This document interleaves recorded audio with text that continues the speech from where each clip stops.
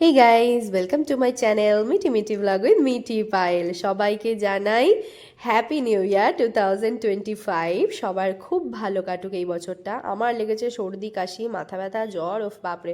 বছরের শুরুটাই যদি এরকম যায়, সারা বছর ধরে হয়তো এরকমই চলবে।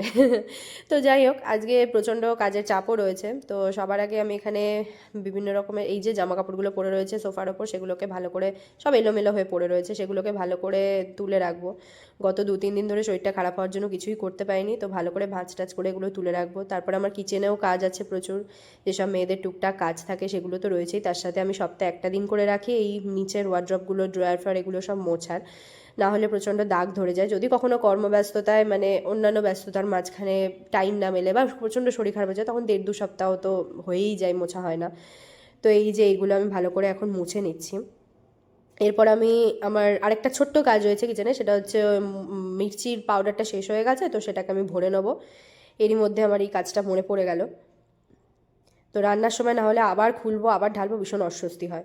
তো যাই হোক, এখানে আসবাবপত্রগুলোতে ধুলো পড়ে গেছে, বেশ কিছুটা ভালো করে মুছে নেব। ওদিকে আমার খাবার টেবিলটা পুরো এলোমেলো হয়ে রয়েছে, ওগুলোকেও ভালো করে সব ঠিক করে নেবো। সব জিনিসপত্র রান্না করে শিফট করিয়ে ভালো করে টেবিলটাকে মুছে নেবো। টেবিল ক্লথটা যেটা, সেটা ভালো করে ঝেড়ে আবার পেতে নেবো। এই সেই টেবিল ক্লথ, আমার স্মৃতি মনে পড়ে যাচ্ছে। ক্লাস 8-এ আমাদের স্কুলে হাতের কাজের একটা পিরিয়ড থাকতো, তখন আমি এটা বানিয়েছিলাম। বাচ্চা ছিলাম তো, ফেব্রিকের যেরকম ডিজাইন মনে হয়েছে সেরকমই বানিয়েছিলাম। তো এখনও মাঝখানটা ইনকমপ্লিট, দেখো 4-5টা কমপ্লিট হলো, মাঝখানটা এখনও কমপ্লিট হয়নি। আজকে ফার্স্ট জানুয়ারি উপলক্ষে আমি বানাবো চিকেন বিরিয়ানি। তো তার জন্য চিকেন কেটে ম্যারিনেশন করে, ওদিকে বেরেস্তা বানিয়ে, ধনেপাতা কুচিয়ে, চাল টাল ভিজিয়ে, মানে সব কিছু করে রেডি করে দমে বসে তারপরে আমি স্নানে গেছিলাম। স্নান টান সেরে এসে প্রথমেই যেটা করবো সেটা ঠাকুরকে প্রণাম করব, হ্যাপি নিউ ইয়ার বলবো, আজকে ফার্স্ট জানুয়ারি বলে কথা। তো এদিকে আমার বিরিয়ানির দমও শেষ, মানে দমের টাইমিংটা শেষ।